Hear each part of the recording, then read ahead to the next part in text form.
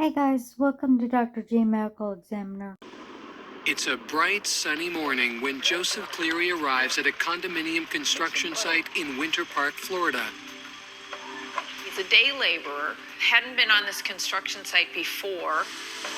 It's Joseph's first day on a new job, and he gets straight to work. When he started work that day, he was feeling pretty well.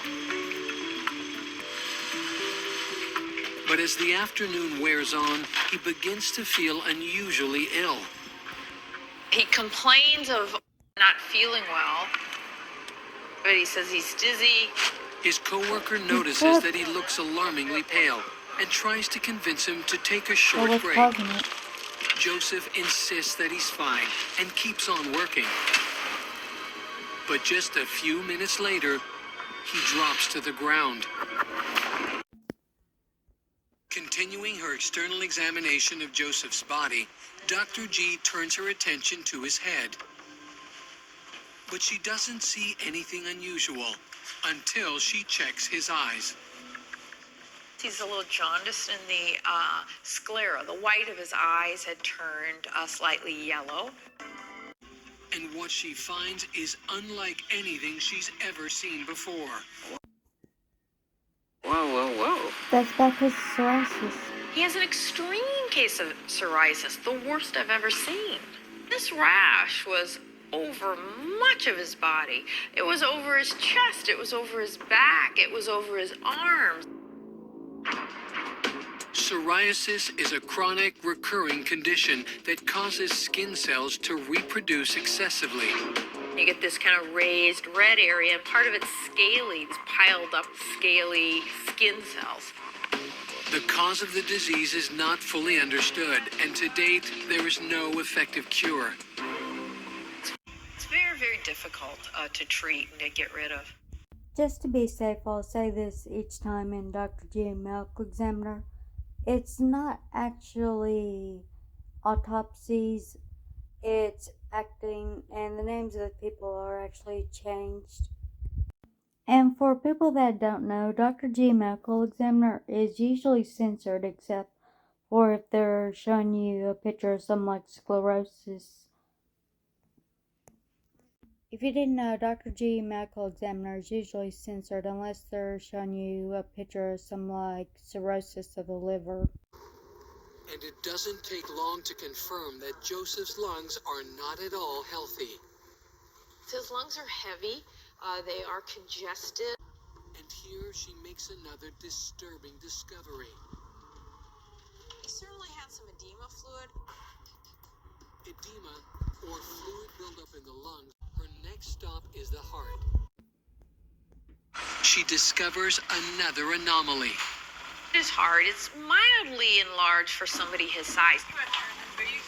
So he has some effect of high blood pressure on his heart. There are no abnormalities.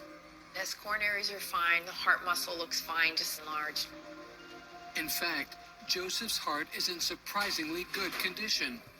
Next, she focuses her attention on his liver. And here she discovers an abnormality. Again? The liver's normally nice and smooth. He's got the small, lumpy, bumpy liver. He does have cirrhosis. Cirrhosis is a chronic liver disease in which normal tissue is replaced by fibrous scar tissue. Dr. G moves on to examine the remaining organs. The large intestines, the stomach, the bowels. And she begins to notice an alarming pattern. His bowels are already starting to turn green. They're His decomposing. spleen is soft. In fact, what she sees here may be the most important piece of evidence yet. These are all early signs of decomp, which was odd. I'm wondering if he passed from heat stroke from the psoriasis blocking his sweat glands. Medical investigator Dan Deese arrives to deliver some new information. There was a vital piece of information on that sheet that did not get relayed to me, which changes the whole complexity of the case. He he had a markedly elevated temperature when EMS got there. It was 108. It was 108 degrees Fahrenheit. That's hyperthermia. Hyperthermia occurs when the body contains more heat than it can release, causing the internal body temperature to climb. In its most severe form, it's called heat stroke. Might explain why Joseph's organs had begun to decompose prematurely. Him having an elevated temperature could cause early decomposition. Dr. G now has some of the key answers she's been looking for, but one mystery still remains. So now we have to think, why is he hypothermic? That's clearly why he died. You know, I have a whole construction site, I have a whole city that's not undergoing heat stroke. I need to kind of narrow down why he has this elevated body temperature. Joseph Cleary arrives at the construction site at 7 a.m. sharp. As a day laborer, he's always taking different jobs. Today's the first time this summer that he's working outside under the harsh Florida sun. During the morning, he was able to compensate for the heat. The temperature wasn't as hot. But as the day wears on, it creeps up to a humid 98 degrees. And at such high temperatures, the human body depends almost entirely on one mechanism for releasing heat. He has to lose his body temperature from sweating, from evaporation. It's a simple but vital mechanism. Glands in the skin produce sweat, which then exits the body through the pores. Once on the body's exterior, the sweat evaporates, taking excess body heat with it. If you stop sweating, then that's extremely dangerous. And on this day, something is robbing Joseph's body of its ability to sweat. It was his psoriasis. He had one of the worst cases I've ever seen, and it's unclear why his psoriasis was so bad.